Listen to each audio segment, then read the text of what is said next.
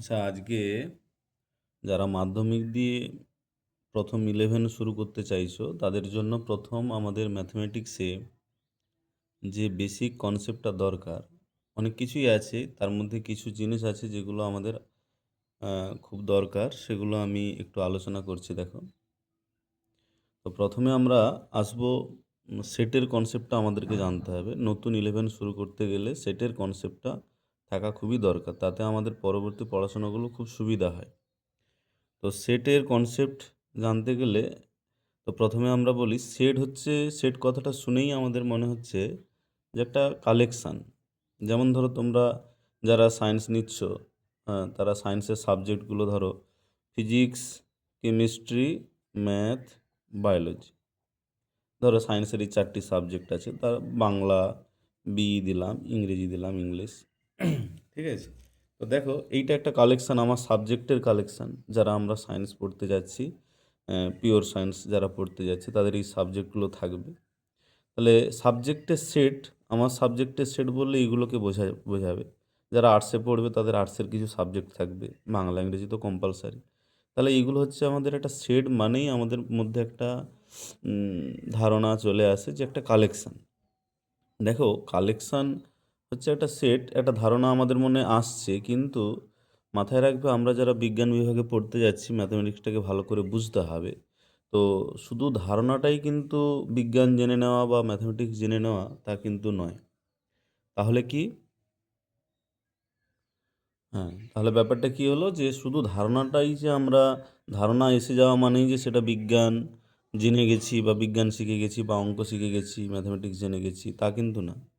তো আমাদের ম্যাথামেটিক্সের কিছু ধাপ আছে যেগুলো তোমাদেরকে মাথায় রাখতে হবে, আমরা যারা বিজ্ঞান বিভাগের ছাত্র। তো এই ম্যাথামেটিক্সটাকে ভালো করে বুঝতে হবে যে ম্যাথামেটিক্সটা আসলে কী। শুধু ধারণা, ধারণা তো অনেক সাধারণ মানুষেরও আছে যারা বিজ্ঞান পড়ে না। তো ধারণাটাই কিন্তু শুধু বিজ্ঞান নয় বা ম্যাথামেটিক্স নয়। তো ধারণার পরে আমি কয়েকটা ধাপ লিখছি, তোমরা একটু খেয়াল করো। ধরো, প্রথমে আমাদের কনসেপ্ট আসবে। প্রথমে কনসেপ্ট আসবে, তারপরে সেটাকে ডিফাইন করতে হবে, মানে কি, সংজ্ঞায়িত করতে হবে। ধারণা আসার পর কোনো বস্তুকে আমরা সংজ্ঞায়িত করব, তার উপর সংজ্ঞা দেওয়া হবে। হ্যাঁ, তারপর আমাদের ডিফাইন করতে হবে, ডিফাইন। তারপরে আমাদের কি আসবে? ফর্মুলেশন আসবে। ডেফিনেশান দেওয়ার পরে আমাদের বিভিন্ন ফর্মুলা, যেমন তোমরা ফিজিক্সে বা ভৌতবিজ্ঞানে 10-এ পড়েছো, 9-এ পড়েছো, ভেলোসিটি কাকে, বেগ কাকে বলে, দ্রুতি কাকে বলে, ত্বরণ কাকে বলে, তারপরে তোমরা সরণ কাকে বলে পড়েছো। দেখো, আগে ধারণাগুলো এসছে, তারপর সংজ্ঞায়িত করা হয়েছে, তারপরে তোমরা v = u+at, এই ফর্মুলাগুলো তোমরা পড়েছো কি না? ধরো v = u+at, এখানে তোমরা প্রত্যেকটা সিম্বলের মানে জানো। ইউটা হচ্ছে প্রাথমিক বেগ ছিল, ভিটা অন্তিম টি সময় পরে বেগ ছিল, আর এটা হচ্ছে ত্বরণ ছিল বস্তুর। তাহলে দেখো, আগে আমাদের ধারণা এসছে, বেগ, হ্যাঁ, সরণ, ত্বরণ, এগুলো সম্বন্ধে আগে ধারণা এসছে, তারপর সংজ্ঞায়িত করা হয়েছে। সংজ্ঞায়িত করার পর তারপর দেখো ফর্মুলেশন করা হয়েছে, মানে এই ফর্মুলাটা তৈরি করা হয়েছে বিভিন্ন প্রতীকের মাধ্যমে বা সিম্বলের মাধ্যমে। তার মানে আমাদের দেখো, প্রথমে কনসেপ্ট আসবে, তারপর সেটাকে ডিফাইন করতে হবে, তারপর সেটা ফর্মুলেশন হবে। ফর্মুলেশন, তারপরে কি হবে না, সেটার অ্যাপ্লিকেশান হবে। নিশ্চয়ই এই ফর্মুলাগুলো আসার পরে তোমরা বিভিন্ন প্রবলেম এই ফর্মুলা দিয়ে সলভ করেছো। আমি একটা ফর্মুলা বলছি, কিন্তু প্রতিটি জায়গায় এই ধাপটাই আমাদের মেনটেন হয়। যে কনসেপ্ট এলো, সেটাকে আবার সংজ্ঞায়িত করতে হবে প্রতিটি জিনিসকে, যেগুলোর উপর ধারণা এসছে। সেটা থেকে ফর্মুলেশান, কে কার ওপর কীভাবে নির্ভর করে, সেইভাবে আমাদের ফর্মুলেশান তৈরি হবে। তারপর সেটা কিন্তু আমাদের অ্যাপ্লিকেশান হবে। বোঝা গেছে? তাড়াহুড়োর কিছু নেই, তোমরা ধীরে ধীরে বোঝো, আমিও ধীরে ধীরে বলছি। তাহলে এই জিনিসটা দেখো, সায়েন্সে আমরা যারা পড়ছি, এই জিনিসটা আমাদের মাথায় রাখতে হবে। এটাই হচ্ছে আমাদের মূল জিনিস কিন্তু। কনসেপ্ট, যে কোনো জিনিস, তুমি যে কোনো সাবজেক্ট পড়তে গেলে তোমাকে আগে কনসেপ্ট ডেভেলপ করতে হবে। তারপরে সেটার একটা ডেফিনেশনগুলো ভালো করে বুঝতে হবে, কারণ ডেফিনেশনের মধ্যেই সব থাকে। ডেফিনেশন থেকেই আমাদের সব কিছু তৈরি হয়, ফর্মুলেশান, প্রপার্টি, অ্যাপ্লিকেশান, যাই বলো, সব কিছুই কিন্তু আমাদের তো প্রপার্টি ফর্মুলেশনের আন্ডারেই পড়ে যায়। তো যাই হোক, মোটামুটি এই কয়েকটা, এই 4টা ধাপ কিন্তু তোমরা মনে রাখবে। দেখো, এগুলো কোনো বই থেকে পাওয়া কিছু না, আমি পড়েছি, আমার মনে হয়েছে, তোমাদের সাথে শেয়ার করলাম, তোমরাও ভেবে দেখবে যে আগে এইভাবে কিন্তু আমাদের বিজ্ঞানগুলো শিখতে হয়। বা ম্যাথমেটিক্সটা এইভাবেই জানতে হয়। কনসেপ্ট আসার পর সেটা ডিফাইন হবে, ফর্মুলেশন হবে, তারপরে অ্যাপ্লিকেশান। যেমন তোমাদের এখন যে কনসেপ্টটা দিলাম যে সেট মানেই আমাদের মধ্যে একটা ধারণা আছে যে একটা কালেকশান, 2টা 4টা 5টা বস্তুর কালেকশান বা কোনো কিছুর কালেকশান। যেমন আমরা বললাম যারা সায়েন্সে পড়বো তাদের সাবজেক্টের কালেকশানটা কী কী? Physics, chemistry, mathematics, biology, Bengali, English. এই ধরো 6খানা সাবজেক্ট। ধারণাটা এলো, কিন্তু ধারণা দিয়ে তো হবে না, ডিফাইন করতে হবে। চলো তাহলে আমরা সেটের ডেফিনেশনটা জানি, সেটের ধারণাটা মোটামুটি সকলেরই আছে, সাধারণ জিনিস একেবারে। চলো আমরা ডেফিনেশনটা একটু জানি। ডেফিনেশন কি, আমি ডেফিনেশনটা আগে লিখে দিই, তারপরে হচ্ছে আমরা ওটাকে ব্যাখ্যা করব। তো set is a collection of well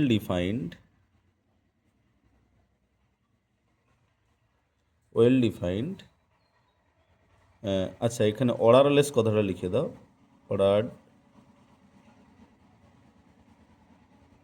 odourless collection of well defined distinct objects. তো চলো তাহলে এবার আমরা ব্যাখ্যাটা করি। সেটি যে অর্ডারলেস কালেকশান তো বুঝতে পারছি, এ ধরো physics, chemistry, mathematics, biology, Bengali, English, এটা একটা আমাদের সায়েন্সের স্টুডেন্টদের সাবজেক্টের কালেকশান। তো এখানে কেউ যদি বলে chemistry, physics, math, biology, Bengali, English, same collection তো আর আলাদা নয়। তার মানে সেটে কোনো ক্রম থাকবে না, মানে তুমি ফিজিক্স আগে বললে কেমিস্ট্রি পরে বললে, বা কেমিস্ট্রি আগে বললে ফিজিক্স পরে বললে, কালেকশানটা কিন্তু সেম হবে। তাহলে এখানে কোনো ক্রম, অর্ডারলেস মানে ক্রমও নিরপেক্ষ, ঠিক আছে, ক্রম নিরপেক্ষ হবে। তো এখানে কোনো ক্রমে লিখতে হবে তার কোনো মানে নেই। আগে পরে করে লিখলেও একই ব্যাপারই দাঁড়ায়। তাহলে এই সেটে যে কালেকশানটা হবে তার ধর্মগুলো কী কী? অর্ডারলেস হতে হবে, আর ওয়েল ডিফাইন্ড হতে হবে। ওয়েল ডিফাইন্ড কথার মানে কি? সুনির্দিষ্ট মানে ধরো physics, chemistry, mathematics, Bengali, biology, English, এগুলো সম্বন্ধে আমাদের সুনির্দিষ্ট ধারণা আছে বা সুসংজ্ঞাত। যেমন তোমাদেরকে আমি যদি বলি যে তোমাদের ক্লাসে ভালো স্টুডেন্টদের একটা সেট তৈরি করো, কালেকশন তৈরি করো। এখন ভালো স্টুডেন্টদের সেট বললে তুমি কি করে বুঝবে যে কোনটাকে ভালো ধরবো? যে 80%-এর উপর পেয়েছে না 70%-এর উপর পেয়েছে? তুমি তুমি ধরো একটা স্টুডেন্টের কালেকশন তৈরি করতে যাচ্ছ, সেখানে যে পাস করেছে সে বলবে আমাকে নিলে না কেন, আমিও তো ভালো স্টুডেন্ট, পাস করেছি যেহেতু। তো তাহলে এখানে একটা জিনিস ভেবে দেখবে যে সুসংজ্ঞাত কিন্তু হয়নি। ভালো স্টুডেন্ট তুমি কাকে বলছো? কেউ বলছে 70%-এর উপরে পেলে ভালো, কেউ বলছে 80%-এর উপর পেলে ভালো, আবার কেউ বা বলছে 90%, কেউ বলে 100-এর 100 যে পায় সে ভালো, 100-এর 100 যে পেলো সে ভালো। ব্যাপারটা তোমাকে সংজ্ঞা দিতে হবে, আগে সংজ্ঞায়িত করতে হবে যে ভালো বলতে আমরা কি বলতে চাইছি। তাই সুসংজ্ঞাত যেন হয়। তার সঠিক সংজ্ঞা না থাকলে, যে ভালো তুমি কোনটাকে বলতে চাইছো তার সঠিক সংজ্ঞা না দিলে, যে আমি বলে দিলাম 80%-এর উপর যারা আছে তারা ভালো, তাহলে কিন্তু তুমি ক্লাসের মধ্যে যারা 80%-এর উপর পেয়েছে তাদের কালেকশন করে দিতে পারবে, কিন্তু ভালো স্টুডেন্টদের সেট বললে কিন্তু তোমরা কোনোভাবেই কালেকশানটা লিখতে পারবে না। সেই ওয়েল ডিফাইন্ড কথার মানে তোমাদের বোঝা গেল যে ওয়েল ডিফাইন্ড মানে জিনিসটা যেন সুসংজ্ঞাত থাকে, নাহলে তুমি তার কালেকশানটা লিখতে পারবে না। আর ডিস্টিংক্ট অবজেক্ট হতে হবে। ডিস্টিংক্ট মানে ডিফারেন্ট, মানে পৃথক পৃথক বস্তু হতে হবে। মানে এটার ব্যাপারটা কীরকম, ধরো পৃথক কেন হতে হবে? ধরো তুমি মানে তুমি 11-এ পড়ছো বা 12-এ পড়ছো, সেখানে তোমাকে একজন জিজ্ঞেস করলো, বাবু তুমি কি করো? তুমি বলবে আমি ছাত্র, পড়াশোনা করি। তিনি হয়তো জিজ্ঞেস করলেন যে তোমার কি কি সাবজেক্ট আছে বলো। তুমি হয়তো বললে আমার ফিজিক্স আছে, ম্যাথ আছে, আবার ফিজিক্স আছে, ম্যাথ আছে, কেমিস্ট্রি আছে, আর ফিজিক্স আছে, ম্যাথ আছে। তো তুমি যদি এই কথাগুলোকে বারবার বলো, তাহলে সে ঠিক বুঝে যাবে তুমি ছাত্র নয়, হাওড়া। হুম তাকে আর বলার দরকার নেই, সে বুঝে যাবে তুমি ছাত্রই নয়, হাওড়া। বুঝতে পারছো? তো সেখানে মানে জিনিসটা কিন্তু বারবার বললে হবে না, একবারই বলতে হবে। একটা কালেকশানে একটা জিনিস একবারই বলতে হবে। তো কোনো জিনিস সঠিকভাবে সংজ্ঞায়িত থাকতে হবে। তার মানে সেটের ডেফিনেশানটা হচ্ছে, দেখো অর্ডারলেস মানে বলে দিলাম, কালেকশান তো আমাদের আগে থেকেই ধারণাটা ছিল যে একটা কালেকশান হবে। ওয়েল ডিফাইন্ড মানেও আমি বললাম যে জিনিসটা যেন সুসংজ্ঞাত হয়, সঠিকভাবে বা সুনির্দিষ্টভাবে সংজ্ঞায়িত না হলে তাহলে কিন্তু আমরা কালেকশানটা লিখতে পারবো না, সেটারও উদাহরণ দিলাম। ডিস্টিংক্ট কেন হতে হবে সেটা বললাম। একটা সেটের মধ্যে একটা এলিমেন্ট, এগুলোকে একটা একটা পদ বলা হবে বা এলিমেন্ট বলা হবে, হ্যাঁ, তো সেইগুলোকে কিন্তু একবারের বেশি দুবার লেখা যাবে না। এই হচ্ছে সেটের ডেফিনেশান। এইবার আমরা আসবো যে ফর্মুলেশন করতে গেলে প্রত্যেকটা জিনিস, যেমন তোমাদের এইখানে একটা উদাহরণ দিচ্ছি দেখো। আমরা বেগ কাকে বলে জেনেছি, ত্বরণ কাকে বলে জেনেছি, সরণ কাকে বলে জেনেছি। দেখো, জানার পরে সেগুলোকে একটা প্রতীক দিয়ে প্রকাশ করা হয়েছে, ইউ ভি এটি, বিভিন্ন প্রতীক। আমাদের বিভিন্ন প্রতীক আমরা জানবো পরে পরে, তাছাড়া ইংরেজি অক্ষরগুলো তো আছেই। তো এগুলো দিয়ে আমরা এই প্রতীক দিয়ে সব কিছুকে প্রকাশ করব। না হলে ফর্মুলেট করতে পারবো না। ফর্মুলেট করা মানে সূত্রে আবদ্ধকরণ করা। হুম। তো এই সূত্র যে লিখেছি, সূত্র প্রতিষ্ঠা তখনই হবে যতক্ষণ না তুমি সেটাকে প্রতীক দিয়ে প্রকাশ করছো, কোনো না কোনো সিম্বল দিয়ে প্রকাশ করছো। ঠিক আছে? তাহলে তোমাকে ফর্মুলেশন করতে গেলে তোমাকে কিন্তু প্রতীক দিয়ে প্রকাশ করতে হবে। তাহলে ডেফিনেশনের পরে আমাদের আসতে হবে যে কি না, সেট তো শিখলাম কাকে বলে, একটা কালেকশন এবং তার কি কি প্রপার্টি থাকবে বললাম। এবার কথা হচ্ছে যে সেটটা তাহলে প্রকাশ করব কি করে? কিছুই না, আমাদের দুটো মেথডে লেখা হয়। তো আগে বলি, আগে আমরা যে মেথডটা প্রকাশ করি সেটা তালিকা পদ্ধতি বা ছকবন্দীকরণ পদ্ধতি। সেখানে হচ্ছে কমা কমা দিয়ে এইভাবে পদগুলোকে লেখা হয়। মানে যে অবজেক্টগুলো আছে, অবজেক্ট বা বস্তু, পদ যা বলতে পারো, প্রত্যেকটা কমা কমা দিয়ে আমাদের কিন্তু লিখতে হবে। হ্যাঁ, এবং সেটাকে সেকেন্ড ব্র্যাকেটের মধ্যেই লিখতে হবে। ফার্স্ট ফার্স্ট ব্র্যাকেট বা থার্ড ব্র্যাকেট এগুলো ইউজ করা যাবে না। সেকেন্ড ব্র্যাকেটের মধ্যেই কিন্তু আমাদের, তাহলে physics, chemistry, mathematics, biology, Bengali আর ইংলিশ, এই যে আমাদের ধরো সায়েন্স সাবজেক্টের সেটটা হলো। ঠিক আছে? এবং এই সেটটাকে আমরা ওই ক্যাপিটাল লেটার দিয়ে প্রকাশ করব, যেগুলো হচ্ছে আমাদের A B C D E F. তো যেহেতু এখানে বি সি পি এম এগুলো আছে, এগুলো বাদ দিয়ে অন্য কিছু দিয়ে প্রকাশ করো, এ দিয়ে প্রকাশ করো, এগুলো কিছু না। তাহলে আমরা এখন পর্যন্ত বুঝলাম সেট কাকে বলে, সেট কিভাবে লিখতে হয় এবং সেটাকে আবার কি দিয়ে প্রকাশ করা হয় সেগুলো আমরা বললাম। কেউ এটাকে বি দিয়েও প্রকাশ করতে পারে, কিন্তু যেহেতু আমার এখানে একটা বস্তু, সেটাও বড় হাতের বি, তো এখানে আবার বড় হাতের বি দিয়ে লেখা যাবে। একই ভেরিয়েবল একটা প্রবলেমের মধ্যে বা এক জায়গাতে দুটো মানে ইউজ করা যাবে না। তাহলে বি যেহেতু একটা সাবজেক্টকে বলেছি বায়োলজি, আবার ওটা সেট হিসেবে কিভাবে লিখতে পারি, তাই ওটা অন্য কোনো, আরও তো অনেক অক্ষর আছে, সেগুলো দিয়ে প্রকাশ করব।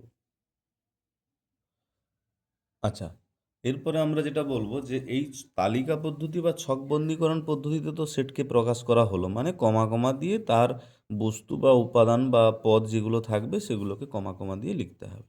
এটা হচ্ছে ছকবন্দীকরণ বা তালিকা পদ্ধতি। তো এই সেট প্রকাশের আরেকটা পদ্ধতি আছে, সেটা কীরকম, সেটাকে বলবো আমরা ধর্মভিত্তিক পদ্ধতি। কীরকম, ধরো একটা তোমাদের স্কুলে ক্লাস 9-এ 30 জন পড়ে, ক্লাস 9-এ 30 জন পড়ে। তো 30 জনের আমরা সেটটাকে, ধরো স্টুডেন্ট, তো সেটাকে আমরা এস দিয়ে প্রকাশ করলাম। স্টুডেন্টদের সেট সবসময় বড় হাতের অক্ষর দিয়ে প্রকাশ করতে হবে। আর ক্লাস 9-এ ধরো যে 30 জন স্টুডেন্ট পড়ে, তাদেরকে কমা কমা দিয়ে তাদের নাম লিখেও প্রকাশ করা যায়। এইভাবে কমা কমা দিয়ে 30 জনের নাম লিখেও প্রকাশ করা যাবে। ঠিক আছে? 30 জনের নাম এখানে লিখে লিখেও প্রকাশ করা যাবে। সেটের মধ্যে যে উপাদানগুলো থাকবে সেগুলো সবসময় কোনো সংখ্যা হবে তা নয়, যে কোনো সুনির্দিষ্ট বস্তু হলেই হবে। হ্যাঁ, আমি বলেছি ওয়েল ডিফাইন মানে হচ্ছে, দেখো, সুনির্দিষ্ট বা সুসংজ্ঞায়িত কোনো বস্তু নিয়ে সেট করা যাবে। তো একটা স্টুডেন্ট মানে তো সুসংজ্ঞা, তো আমরা জানি স্টুডেন্ট সম্পর্কে। তো তাহলে দেখো, ক্লাস 9-এর 30 জনের যে স্টুডেন্ট বললাম, তাদের যে সেটটা, সেটা তোমরা কমা কমা দিয়ে প্রত্যেকের নাম লিখে প্রকাশ করতে পারো। এভাবেও প্রকাশ করা যায়। আবার আরেকভাবে প্রকাশ করা যায়। এই যে প্রকাশটা, এটা কিন্তু তালিকা পদ্ধতি। হ্যাঁ, নাম লিখে লিখে প্রকাশ করা হয়েছে বা প্রত্যেকটা এলিমেন্টকে লিখে লিখে প্রকাশ করা হয়েছে। আরেকটা পদ্ধতি আছে, সেটা হচ্ছে ধর্মভিত্তিক পদ্ধতি বা প্রপার্টি মেথড। প্রপার্টি মেথডটা কি না, সেইখানে চলরাশি ব্যবহার করতে হবে। তোমরা চলরাশি সম্বন্ধে ধারণা পেয়েছো আগে, এক্স ওয়াই জেড টি ইত্যাদি। তো আমি এখানে বললাম, এখানে সেই সমস্ত এক্স থাকবে, নাম থাকবে। এক্স বলতে এখানে নাম তো থাকবে। যে এক্সটা কি না, যে এক্সটা হচ্ছে, এক্স হলো নবম শ্রেণীর ছাত্র। হুম, নবম শ্রেণীর স্টুডেন্ট। তো তাহলে এখানে কারা থাকবে, এই চিহ্নটা মানে কি, সাজদ্যাট। এক্সটা এমন হবে যে, সাজদ্যাট মানে এমন যে তার ধর্মটা হচ্ছে এইটা। তাহলে বলো তো, ধরো ওখানে রাম ক্লাস 9-এ পড়ে, তাহলে রামও থাকবে। এখানে সেই সমস্ত এক্স থাকবে যে এক্সটা ক্লাস 9-এ পড়ে, মানে যে স্টুডেন্টটা ক্লাস 9-এ পড়ে। এখানে এক্স বলতে স্টুডেন্ট। তো আমরা পরবর্তীকালে দেখব যে চলরাশি মানে শুধু যে সংখ্যা প্রকাশ করবে তা নয়, আমাদের বিভিন্ন অনেক কিছুই প্রকাশ হয়।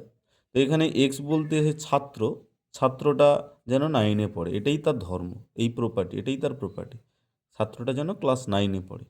তাহলে রাম যদি ক্লাস 9-এ পড়ে, সে তাহলে এই সেটে থাকবে। বলছে এখানে সেই সমস্ত স্টুডেন্ট, মানে এক্স দিয়ে প্রকাশ করছে স্টুডেন্টকে, সেই সমস্ত এক্স থাকবে যে এক্সটা ক্লাস 9-এ পড়ে। তাহলে রাম যদি 9-এ পড়ে রাম থাকবে, শ্যাম যদি 9-এ পড়ে শ্যাম থাকবে, যদু যদি 9-এ পড়ে যদুও থাকবে, মধু যদি 9-এ পড়ে মধুও থাকবে। মানে যারা যারা 9-এ পড়ে তারা থাকবে, তাদেরকে কমা কমা দিয়ে লিখতে হবে। তাহলে দেখো তো ওই ক্লাসে যে 30 জন ছিল সবাই চলে আসবে কিনা।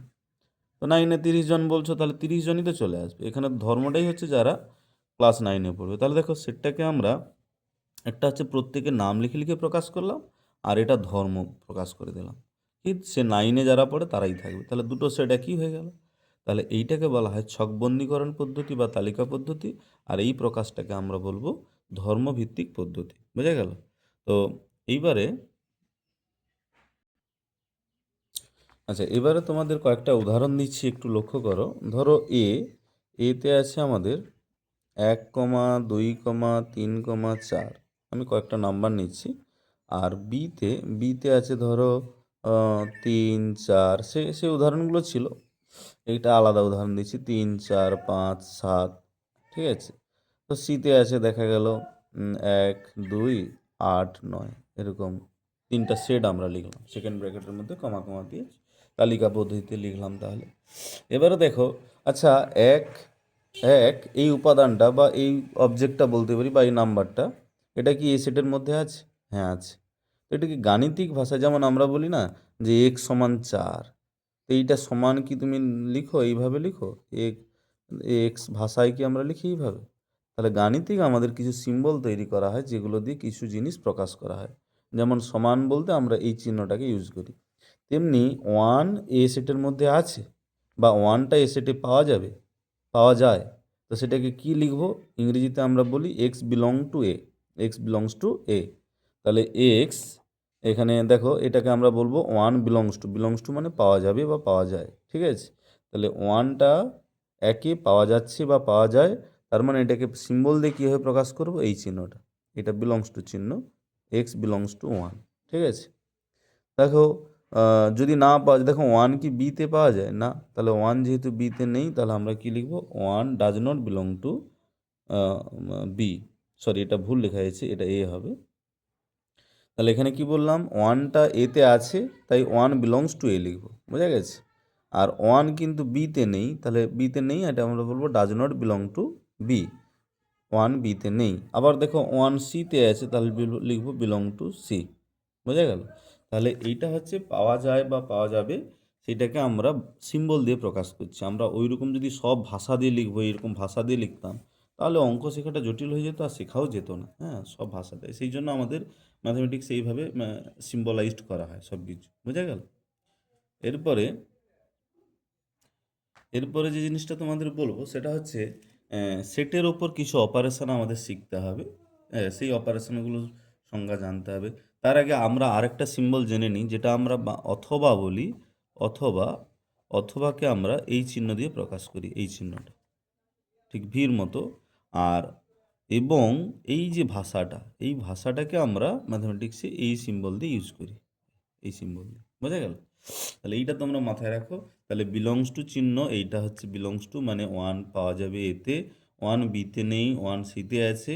তো এই যে ভাষায় বলছে সেটাকে গণিতে এইভাবে সিম্বল দিয়ে প্রকাশ, মানে এটা লেখা মানেই সবাই বুঝে নিতে পারবে, যারা ম্যাথমেটিক্স জানে তাদের প্রত্যেকেই বুঝে নিতে পারবে যে 1টা এতে আছে আর 1টা বিতে নেই, এ কেটে দিতে হবে। যেমন আমরা ইকুয়ালস টু হলে লিখি আর নট ইকুয়ালস টু হলে এটা কেটে দিই, সেই একই রকম আর কি। তাহলে এখানে আমরা অথবা চিহ্নটা জানলাম আর এবং চিহ্নটা জানলাম, ঠিক আছে। তো এইবার আমরা আসবো ইউনিয়ন। ইউনিয়ন মানে সমষ্টি, বা ধরো এ ইউনিয়ন বি, এ আর বি কথার মানে হচ্ছে এ আর বি সেটের মধ্যে যারা আছে তাদের সমষ্টি। মোট কতগুলো এলিমেন্ট আছে সেইগুলোকে একটা সেটে লিখো। কে কে থাকবে বলো তো? 1, 2, 3, 4। তো 3, 4 তো ধরো এ ইউনিয়ন বি মানে হচ্ছে এ আর বিতে মোট কতগুলি এলিমেন্ট আছে তাদের সেট, মোট যত এলিমেন্ট আছে তাদের সেট। তো সেটাকে ইউনিয়নের যে ওই ইউর মতো করে ওই অপারেশনটাকে, যেমন যোগ বিয়োগ গুণ ভাগ আমরা বিভিন্ন অপারেটর পড়েছি, সেগুলো আমাদের রিয়েল নাম্বার সিস্টেমে বাস্তব সংখ্যার উপর এই সমস্ত অপারেটরগুলো লাগাই। আর তেমনি সেটের ওপর যে অপারেটর হয় সেগুলো আমরা একটা একটা করে জানবো। প্রথম অপারেটরটা হচ্ছে ইউনিয়ন। ইউনিয়ন অপারেটরটা হচ্ছে এইরকম। তাহলে সেটাকে লেখা হয় কীভাবে? তোমরা যেমন 2+3 লিখো, এখানে সেরকম এ ইউনিয়ন বি, মানে হচ্ছে এ আর বিতে মোট কতগুলো পদ থাকবে বা কে কে থাকবে, মোট কে কে থাকবে, সেই তাদের সেট। তাহলে এটাকে তুমি কি লিখবে? 1, 2, 3, 4, এটা এতে আছে এবং বিতে যারা আছে তারাও থাকবে এখানে। তো তাহলে 3, 4 তো লেখা হয়ে গেছে, সেটে যেহেতু একটা এলিমেন্ট দুবার লেখা হবে না, 3, 4 যেহেতু লেখা হয়ে গেছে আর লিখবো না। 5, 7, এই দেখো এ ইউনিয়ন বি বললে আমাদের এটা বোঝাবে। এ ইউনিয়ন সি বললে কি বোঝাবে বলো? তাহলে এ ইউনিয়ন 1, 2, 3, 4 আগে লিখে ফেলো, এটা এতে ছিল। আর সিতে যেহেতু দেখো 1, 2 ও তো লেখা আছে, তাহলে আর লিখবো না, শুধু 8, 9 লিখে দিলেই কিন্তু আমাদের এ ইউনিয়ন সি হয়ে যাবে। বোঝা গেল? এরপরে আমাদের দেখো এটাকে আরেকভাবে লেখা হয়, এ ইউনিয়ন বি, এটার মূল যে সংজ্ঞাটা সেটা লেখা হলো না, এটা হচ্ছে প্রপার্টি মেথডেই লিখবো সংজ্ঞাটা। তো এখানে সেই সমস্ত পদ বা অবজেক্ট বা এলিমেন্ট থাকবে যে এলিমেন্টটার ধর্ম হবে এমন যে, সাচ দ্যাট মানে এমন যে, তার ধর্মটা পাশে লিখো, যে সে এক্সটা হয় এতে থাকবে অথবা এক্সটা বিতে থাকবে। এইটা হচ্ছে আমাদের এ ইউনিয়ন বির সংজ্ঞা। এতে থাকলেও এখানে থাকবে অথবা বিতে থাকলেও এখানে থাকবে। ওই জন্য দেখো এতে যারা আছে তাদেরকেও লিখেছি এবং বিতে যারা আছে তাদেরকেও লিখেছি, যেহেতু 3, 4 একবার লেখা হয়ে গেছে, সেটাকে আর দ্বিতীয়বার লিখব না। বোঝা গেল? একইভাবে কমন, আচ্ছা কমন ধরো এ আর বি এর কমন এলিমেন্ট তোমরা দেখতে পাচ্ছ, এ আর বি এর কমন এলিমেন্ট, এ আর বি এর কমন এলিমেন্ট এখানে কে কে আছে? 3 আর 4। এই কমন এলিমেন্টটাকে আমরা বলা হয়, কমন এলিমেন্ট যে সেটা রাখা হয় সেটাকে বলা হয় এ আর বি এর ইন্টারসেকশান। সেই চিহ্নটা কীরকম? এইটা হচ্ছে আমাদের ইন্টারসেকশন চিহ্ন, ঠিক উল্টানো ইউর মতো। ইন্টারসেকশান মানে কমন এলিমেন্টগুলো যে সেটে থাকবে। এ আর বি এর কমন এলিমেন্টগুলো যে সেটে থাকে সেটাকে বলা হয় এ আর বি এর ইন্টারসেকশান। তো ইন্টারসেকশানে তাহলে কে কে থাকবে তোমরা বলো? এইটা হবে। তো এর সংজ্ঞাটা যদি বলি কীরকম হবে, তাহলে এখানে সেই সমস্ত এক্স থাকবে যে এক্সটা এতেও থাকবে এবং এক্সটা বিতেও থাকবে। বোঝা গেল? তাহলে এতেও থাকতে হবে এবং বিতেও থাকতে হবে। আর ওপরেরটা ছিল অথবা, এতে শুধু এতে থাকলেও থাকবে, আবার শুধু বিতে থাকলেও থাকবে। ধরো কোনো এলিমেন্ট এতে আছে বিতে নেই, সেও থাকবে, বিতে আছে এতে নেই, সেও থাকবে। কিন্তু এটা বলছে এ এবং বি দুটোতেই যারা আছে, এবং আর অথবা কথার মানে তোমরা নিশ্চয়ই বুঝতে পারছো। এবং মানে হচ্ছে যে এলিমেন্টটা যে এক্সটা এতেও আছে এবং বিতেও আছে সেটা এখানে থাকবে। তাহলে দেখো এখানে 3 এলিমেন্টটা দেখো এতেও আছে, আবার 3 এলিমেন্টটা বিতেও আছে, তাহলে এ ইন্টারসেকশন বিতে থাকবে। 4 পদরা দেখো এতেও আছে এবং এতেও আছে, তাহলে থাকবে। কিন্তু 5 এতে আছে এতে নেই না, তাহলে থাকবে না। বোঝা গেল ব্যাপারটা? এরপরে আমরা আসবো সেটের বিয়োগ। সেটের বিয়োগটা কিভাবে করা হয়, মানে একটা সেট থেকে আর একটা সেট বাদ। এটা কিন্তু তোমরা সাধারণভাবে সবাই জানো, অঙ্ক করতে গিয়ে মনে হচ্ছে তোমাদের এই অঙ্ক মনে হয় কঠিন, না তা না। ধরো আমি তোমাদের বললাম, ধরো একটা ক্লাব ছিল, এই একটা ক্লাব আছে, এ ক্লাব, এটা একটা এ ক্লাব আর একটা ধরো বি ক্লাব আছে। তো এ ক্লাবে ধরো 20 জন সদস্য আছে, বি ক্লাবে দেখা গেল 15 জন সদস্য আছে। 20 জন সদস্য, 15 জন সদস্য। তো দেখা গেল দুটো ক্লাবের মধ্যে একটা সমস্যা হলো। তো এই ক্লাবের সেক্রেটারি বলল, যারা ওই ক্লাবের সদস্য তারা বাদ, এখান থেকে বাদ। তাহলে এ সেট থেকে বি সেটের সদস্য বাদ। তাহলে বাদ বলতে কি বোঝাবে? যদি এখানের কোনো সদস্য এখানে থাকে তবে বাদ যাবে। দেখা গেলো এখানে 20 জন আর এখানে 15 জন সদস্য, যে যার আলাদা সদস্য মেম্বার আছে, তাহলে তো বাদ যাওয়ার কোনো গল্প নেই। দেখা গেল দুজন মেম্বার এখানেও আছে এখানেও আছে, তখন সেই দুজন বাদ যাবে, মানে কমন, এখানেও আছে এখানেও আছে মানে কি কমন।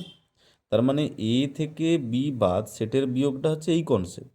এ সেট থেকে বি সেট বাদ মানে এ সেটের মধ্যে বি এর যে যে এলিমেন্টগুলো আছে, মানে যে কমন এলিমেন্টগুলো, ওটা বাদ চলে যায়।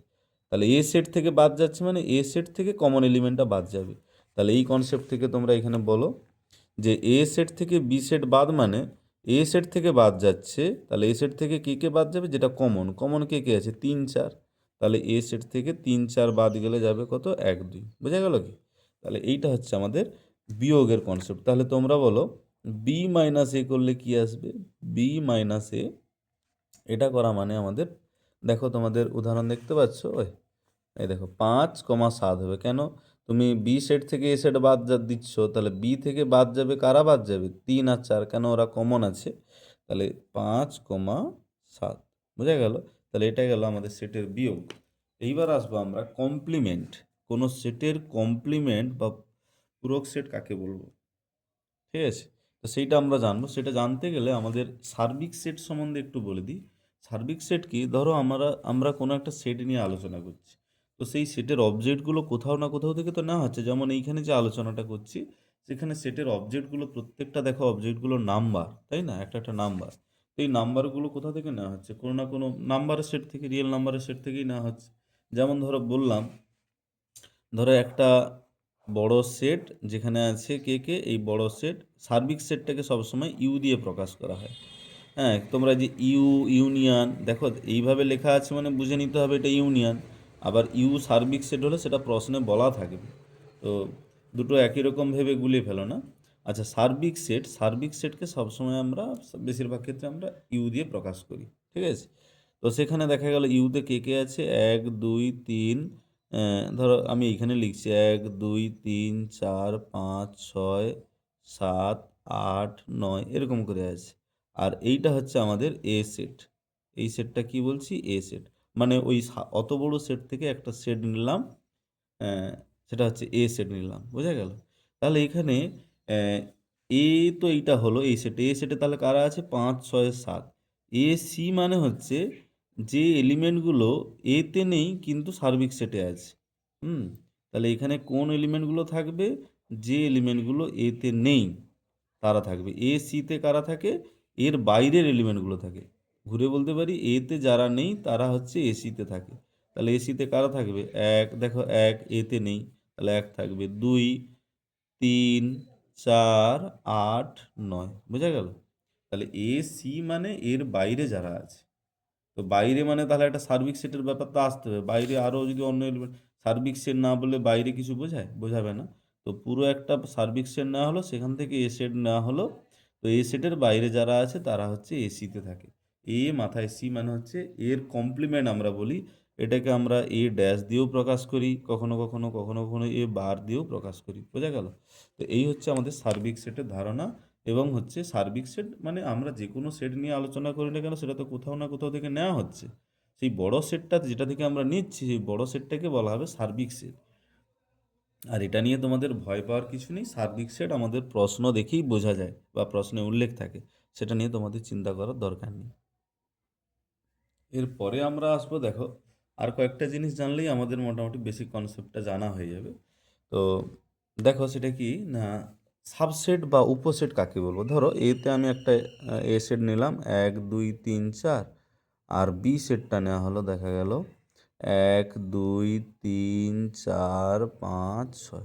একটু খেয়াল করে দেখো, এ সেটে যে অবজেক্টগুলো আছে বা যে এলিমেন্টগুলো আছে সেটা কিন্তু বি সেটেও আছে। তাহলে বলতে পারি না এ সেটের মেম্বারগুলো বি সেটেরও মেম্বার বি সেটে আছে। তো যদি এরকম কোথাও দেখি এ সেটের সমস্ত পদ বি সেটের পদ, তাহলে আমরা বলি এ সেটটি হবে বি সেটের উপসেট। এ সেটটি হবে বি সেটের উপসেট। এইভাবে আমরা বলবো উপসেট, ঠিক আছে? এ সেটটি হবে বি সেটের উপসেট, বোঝা গেল? সেটাকে আমরা ওই যে বললাম সমস্ত এখানে ভাষাকে আমাদের সিম্বল দিয়ে প্রকাশ করা হয়। সেটাকে লেখা হবে কিভাবে? এ সাবসেট বি। এইটা চিহ্ন কি? সাবসেট। উপসেট ইংরেজি হচ্ছে সাবসেট, ঠিক আছে? তাহলে এ সাবসেট বি আমরা এভাবে পড়ব। দেখো এখানে দুটো সিম্বল ইউজ করা হয়, কখনো এটা ইউজ করা হবে, আবার কখনো এটা ইউজ করা হবে। তো এটা মানে কি, যখন আমরা দেখো এখানে এ সেটের সমস্ত পদ বি সেটে আছে, কিন্তু বিতে আরও এক্সট্রা পদ আছে, মানে এ সেটে বি সেটের থেকে কম পদ আছে, তখন আমরা এটা জানবো যে কম আছে, জেনে গেছি, তখন আমরা এটা, যেমন আমরা x less than equals to y আর এক্স লেস দেন ওয়াই দুটোর মানে তো বুঝি। এটা মানে এক্সের মানটা ওয়াইয়ের থেকে ছোট বা সমানও হতে পারে। যখন জানি না তখন এইভাবে লিখব, কিন্তু যখন জেনে গেছি এক্সের মানটা ওয়াইয়ের থেকে ছোট, তখন আমরা এটা লিখব, এটা মানে এক্স লেস দেন ওয়াই। এখানেও সেরকম, এ সেটে আমরা এখন এখানে কিন্তু জেনে গেছি এ সেটের পদ বি সেটের মধ্যে আছে, কিন্তু বি সেটে আরও এক্সট্রা আছে, অর্থাৎ এ সেটটা বি সেটের থেকে ছোট। যখন জেনে যাব তখন এই সেটটা ইউজ করব, মানে এই সিম্বলটা। এটাকে বলা হয় যথার্থ উপসেট। কি? এটাকে বলা হবে যথার্থ উপসেট। আর যখন আমরা জানবো না, আমরা এইটুকু বুঝেছি যে এ সেটের সব পদ বিতে আছে, কিন্তু বিতে এক্সট্রা আছে কি নেই সেটা আমরা জানি না, তখন আমরা এটা ইউজ করব, এ সাবসেট বি। তার মানে এটা বির থেকে ছোটও হতে পারে, আবার এটা বির সমানও হতে পারে। আর যখন জেনে গেছি তখন এটা লিখব, এটাকে এমনি উপসেট বলে, এটাকে যথার্থ উপসেট। যখন জেনে গেছি যে ও কম আছে তখন আমরা বলবো যথার্থ উপসেট। বোঝা গেল? তো এই গেল মোটামুটি আমাদের সাবসেটের কনসেপ্টটা গেল। এইবার আমরা কয়েকটা জিনিস তোমাদের একটু বলছি, দেখো যে নাম্বার সিস্টেমটা তোমাদের একটু বলে দিই। নাম্বার সিস্টেম কি না, ধরো আমরা স্বাভাবিক সংখ্যা কোনগুলোকে বলি? 1, 2, 3, 4, 5 এইভাবে চলছে। তো এইগুলোকে বলা হয় অসীম সেট। দেখো আমরা জানি 1, 2, 3, 4, 5, 6 এইভাবে যদি আমরা যত এগিয়ে যেতে থাকবো সব স্বাভাবিক সংখ্যা পাবো অসীম অবধি। তো সেগুলোকে তো আর লিখে কমপ্লিট করা যাবে না। তো লিখে কমপ্লিট করা গেলে তখন আমরা এইভাবে লিখবো। যখন লিখে কমপ্লিট করা যাচ্ছে না তখন এইভাবে আমরা একটা মানে সিকোয়েন্সিয়ালি লিখতে হবে 1, 2, 3। এরপরে তোমরা কিন্তু বুঝে যাচ্ছ কী কী আছে, আমরা না লিখলেও বুঝে যাচ্ছ কী কী আছে। এইভাবে তোমাকে একটা ছন্দে লিখতে হবে। অসীম সেটকে এভাবে ছন্দে লিখতে হয়। যখন দেখো তোমরা বলবে যে সেটের সংজ্ঞায় তো ছিল ক্রম নিরপেক্ষ। ক্রম নিরপেক্ষ মানে ক্রমে লিখতে হবে এমন কোনো বাধ্যতামূলক নয়, কিন্তু ক্রমে তুমি লিখতেও পারো, নাও লিখতে পারো। মানে ওটা বাধ্যতামূলক নয়। মানে কেউ 1, 2, 3, 4 লিখেছে, কেউ 3, 4, 1, 2 লিখেছে, দুটো সেট একই। আবার কেউ যদি বলে আমি এই অর্ডারে লিখবো, লিখতে পারো, একই তো সেট। তো প্রয়োজনে আমরা অর্ডারে লিখতে পারি, কিন্তু সেটের সংজ্ঞা থেকে এটুকু বুঝেছিলাম যে ওই অর্ডারটা বাধ্যতামূলক নয়। বোঝা গেছে? তো অসীম সেটকে লিখতে গেলে কিন্তু তোমাকে অর্ডারেই লিখতে হবে, নাহলে তুমি ছন্দে আসবে কি করে? 1, 2, 3, 4, 5 ডট ডট ডট দিয়ে দিলে সবাই বুঝে যাবে যে এরপরে কী আছে। তো এই এটাকে বলা হয় অসীম সেট। এই অসীম সংখ্যক এলিমেন্ট আছে বা বস্তু আছে, তাই এটাকে আমরা বলবো অসীম সেট। এই সেটটাকে আমরা বড় হাতের এন দিয়ে প্রকাশ করি। এগুলো কিন্তু একটু স্ট্যান্ডার্ড নোটেশন। এন মানেই আমরা অনেক জায়গায় ইউজ করা হয়, যে বলার থাকে না, এন মানেই বুঝে নিতে হবে স্বাভাবিক সংখ্যার সেট। আচ্ছা, পূর্ণ সংখ্যা কোনগুলো হয়? 0, পূর্ণ সংখ্যা 0, +-1, +-2, মানে দুটো করে এলিমেন্ট একসঙ্গে বলে যাচ্ছে। +-3 এভাবে লেখা যায়, তোমরাও শিখে যাবে ধীরে ধীরে। দেখো একটা ছন্দে লিখে দিচ্ছি, এর পরেরটা যদি আমি নাও লিখি তোমরা বলে দিতে পারবে +-4 আছে। তো এই সেটটাকে আমরা জেড দিয়ে প্রকাশ করি। এটা হচ্ছে সেট অফ অল ইন্টিজার্স, মানে পূর্ণ সংখ্যার সেট, সমস্ত পূর্ণ সংখ্যার সেট। এটা গেল। এরপরে আমরা আসবো কিউ মানে হচ্ছে মূলদ সংখ্যার set, set of all rational numbers, মূলদ সংখ্যার সেট। এই মূলদ সংখ্যার সেটটাকে কীভাবে প্রকাশ করা হয় না, এটা ধর্মভিত্তিক পদ্ধতিতে প্রকাশ করব। তো এখানে সেই সমস্ত নাম্বার থাকবে যে নাম্বারটা দেখতে হবে কীরকম, P/Q আকারে। তোমরা শিখেছ মূলদ সংখ্যা কাকে বলে। যে সমস্ত সংখ্যাকে P/Q আকারে প্রকাশ করা যায়, যেখানে পি কিউ কী হবে? পূর্ণ সংখ্যা। পি কিউ এই বিলংস টু লিখেছি মানে পূর্ণ সংখ্যা, তোমাদেরকে এই বিলংস টু কথার মানে বলেছি। মানে পি আর কিউ পূর্ণ সংখ্যা হবে। জেড মানে তো পূর্ণ সংখ্যা সেট। দেখো P Q belongs to capital Z. Capital জেডটা কী ছিল? পূর্ণ সংখ্যা। তবে একটা খেয়াল রাখতে হবে, কিউটা নট ইকলস টু যেন 0 হয়, কেন ওটা দিয়ে ভাগ আছে। 0 দ্বারা ভাগ অসংজ্ঞাত, তোমরা জানো। সেই জন্য কিউটা নট ইকলস টু 0 হতে হবে। তোমরা মূলত সংখ্যা পড়েছো ছোটোবেলায়, যে সমস্ত সংখ্যাকে P/Q আকারে প্রকাশ করা যায়, যেখানে পি কিউ পূর্ণ সংখ্যা এবং কিউ নট ইকলস টু 0 নিচেরটা, সেই সংখ্যাকে আমরা মূলত সংখ্যা বলি। তো এখানে দেখো ধর্ম দিয়ে লেখা হয়েছে, এখানে সেই সমস্ত নাম্বার থাকবে যে নাম্বারটা দেখতে হবে P/Q আকারের, আর পি কিউ হবে পূর্ণ সংখ্যা, কিউটা নট ইকলস টু 0। দেখো এটা আমরা ধর্মভিত্তিক পদ্ধতিতে মূলত সংখ্যা সেটটাকে প্রকাশ করলাম। বোঝা গেল? এরপরে আমরা আসব অমূলদ সংখ্যা। অমূলদ সংখ্যাকে তেমন কিছু দিয়ে প্রকাশ করা, আমরা আই দিয়ে যদি প্রকাশ করি, দেখো এখানে তাহলে কারা থাকবে না, তোমরা জেনেছ অমূলদ সংখ্যা কাকে বলে। যে সংখ্যাকে P/Q আকারে প্রকাশ করা যায় না, মানে ওই একই রকম, তাহলে এখানে শুধু নট ইকলস টু দিয়ে দিই। যে সংখ্যা P/Q আকারে নয়, যেখানে পি কিউর পরিচয় দাও জেড আর কিউ নট ইকলস টু 0, ঠিক আছে। যে সংখ্যা P/Q আকারে নয় তাকে আমরা অমূলদ সংখ্যা বলি। এবার আমরা আসব বাস্তব সংখ্যার set, capital R, set of all real numbers. সেই জন্য ক্যাপিটাল আর দিয়ে আমরা ওটাকে প্রকাশ করি। ক্যাপিটাল আর মানেই set of all real numbers. তো সেটা কি হবে? কিউ মূলদ সংখ্যা আর অমূলদ সংখ্যা মিলেই আমাদের হয় বাস্তব সংখ্যা। তাহলে এটাকে কি লিখতে পারি? Q union I. তোমরা তো ইউনিয়ন সম্বন্ধে জেনেছো।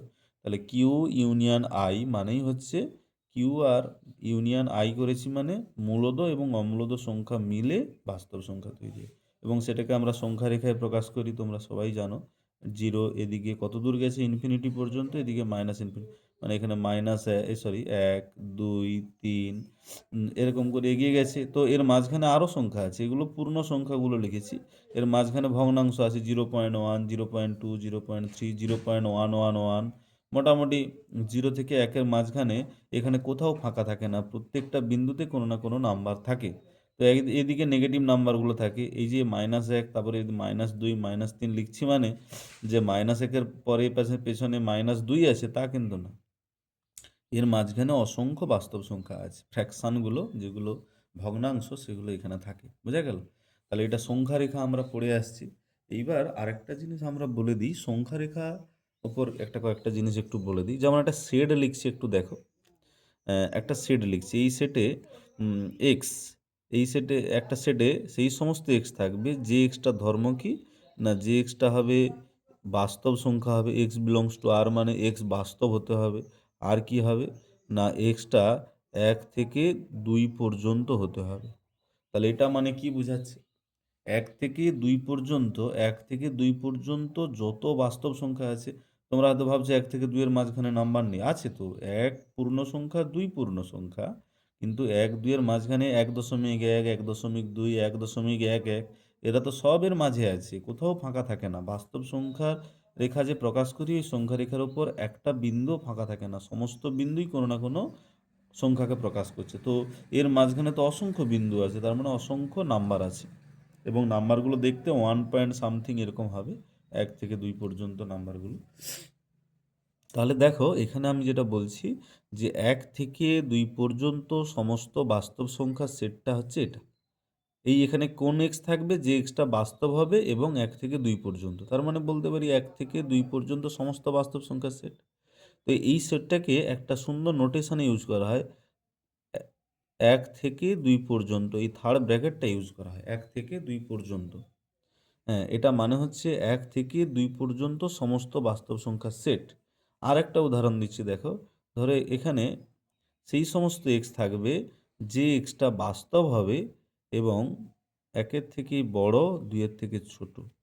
তাহলে এটার সঙ্গে এটার ফারাক কি, এটা হচ্ছে 1 থেকে 2 পর্যন্ত, মানে এই সেটে 1 আছে, 2 আছে এবং তার মাঝখানে সব বাস্তব সংখ্যা আছে।